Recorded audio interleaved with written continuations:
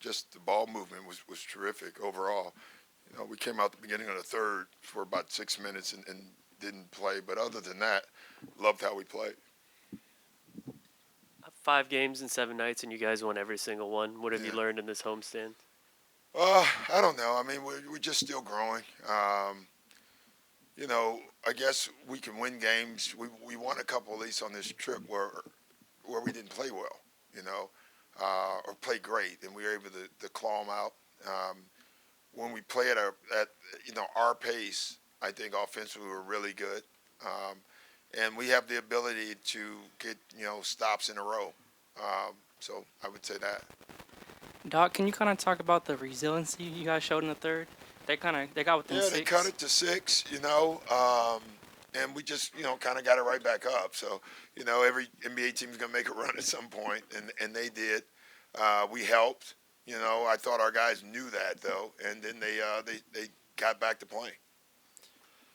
In the 3 games that you guys have played with both Kawhi and PG, your 3-point attempt rate has skyrocketed. Yeah. I know you've said before you don't really care what shots you guys are taking as long as they go in, but what kind of does that do for your offense when you guys are taking so many threes? Well, it's because everyone's trapping. So, and we're moving the ball. We're getting great threes. So, if you can get a great 3, we want to take it.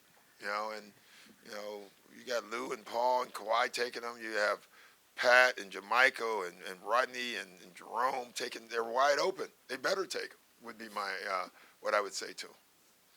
Over here, Doc. Your second unit, when you put them in, they built a 16-point lead. Talk about the confidence you have in that second unit. It's nice to have that. The first unit came out in the beginning of the third, and you just see the energy was low or whatever. It's nice that you got Lou and Trez. They're going to come in, and all the other guys that are with them, and they're going to get the energy back up, and they did that. Doc, you guys dominated most of the game this game, and you guys also played with a lot of different lineups. What did you see from those lineups? It was nice that we were able to use some different ones. We're so versatile. Every night you can put a lineup that you can create matchup problems, and that's nice to have. Doc, when Montrez has it going like this tonight, how tough is it for opponents to deal with him, and how many plays do you actually call for him outside of pick and rolls with Lou? We have the one post play, and then we have the little ISO at the top in transition. He gets the rebound and everybody runs wide. Most teams think when a big is bringing it down, that he's bringing it down to run a play. It's ISO for Trez, and he's great at it. So 2. The answer is two plays. We talk about Lou all the time. Yeah. What does it say about Trez? He can be such a force. Yeah, I think you're right. Actually, a good question. But really, I think people think that Trez is good only because of Lou. And I think they're starting to see Trez is good, period. There's nothing else after that. He's just a good basketball player. He can score on the post. He can score on ISOs. He can do it in a lot of different ways. And it's been great to watch. Like each year, it seems like he adds more and more to his game. He went left 5 times today. The scouting reporters don't let him go right. So he says, okay, I'll go left. It just tells you how much he works on his game. After starting with a home-heavy schedule, now you've got, I think, 9 of the next 11 on the road, something like that. What does that mean in terms of taking the success here and taking it on the road? I mean, how do you approach it? We'll really find out. We'll find out a lot more about our team. We have some tough games out on the road. It's nice to go out on the road and have all your guys, though. Like, I looked at the schedule, and it's funny, we've had the home games, but we've had one of the toughest schedules in the NBA. So far, our home games have been hard teams, but we haven't had our health really through it, and we came out of it okay. Now we're going on the road, but now we have our guys back. So I'm looking forward to it. Doc, over here. It seems like you've had a number of different rosters the past season and a half, but is it nice that the one constant throughout has been what Lou and Trez have been able to give you? Yeah, it definitely has been. You know what you're getting most nights from them. You know, you really do. You know how they're going to play, and you know everyone knows how to play with them because it's so simple what they're doing. You know, and that helps for sure. Doc, I know obviously you've been focused on this team, but Dallas is on this road trip. Have you monitored just what Luka is doing and how out of his mind he's been playing? I monitored today. You know, we're playing them next. They're playing the Rockets, so I got to watch. You know, Austin and yeah, that was amazing. I was on board first last year with him.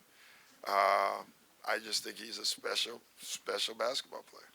He is, and he's hard to stop. And this year he's come back with more. Like he's offensively, man, he's tough. So in that vein, having your defenders, having PG, having Kawhi, having Pat, does that give you the opportunity to send multiple defenders at him to see how you guys can slow him down some? We'll find that out. Yeah, I mean, it's I haven't looked at a game plan yet. I just know no one is stopping him so far, and if you don't, they're going to win. So that's going to be our challenge. You know, I don't know if you're going to stop them, but make them inefficient somehow. I don't know, but we'll look at it. We got a 3-hour flight together, and we'll be able to watch a lot of film. Is there any update on Landry's status, and is there a chance he could return on this 3-game trip? I don't think so, but I don't know. I wouldn't know that answer. So. They say that revenge is the dish best served cold. After avenging both of your early losses, do you reach for perhaps a chilled white wine or a rosé or?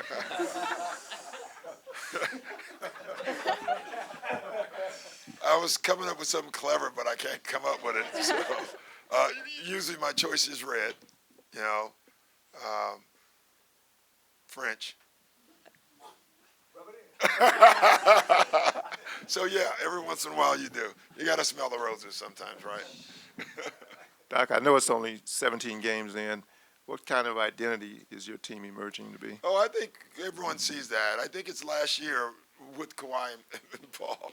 Really, I do. I think it's a very tough, hard-nosed team. And then you add Kawhi and Paul. But the identity really hasn't changed much. So I didn't know how that was going to go, and that absolutely has come through. Doc, with that said, how cool is it to have guys who's not really concerned about, taking a lot of shots and scoring points and things of that nature? How cool is it to have guys like? Well, they have to be, number one, whether it's cool for them or not. But the fact that it is really important. We have a lot of role players. And, like our bench is very lively. Like, Pat Patterson was starting, not playing a lot right now. He's the guy up on the bench and coaching guys up. So that goes a long way when things do get tough, because it's a long season. There's going to be some bumps here. And when you have guys like that, that helps. A couple weeks ago, Kawhi missed 3 straight games with the left knee contusion. How's he been doing since then? And he's great. I don't ask. I swear I really don't. Someone may tell you, but I think he's doing fine. Last question, guys. This is we're ready to go home. Did Montrez? Did you anticipate, or did you think he can become kind of a big scorer for you, or he just worked really hard at his game? He just worked hard. I don't think anyone saw it. Honestly, I didn't know he had a career high. I didn't know he had 34 points until you guys said it when I walked in. I never looked at his points. He just gets them through the flow of the game. Sometimes you don't notice it, But yeah, he's worked his way to where he's at. It's just amazing watching him work.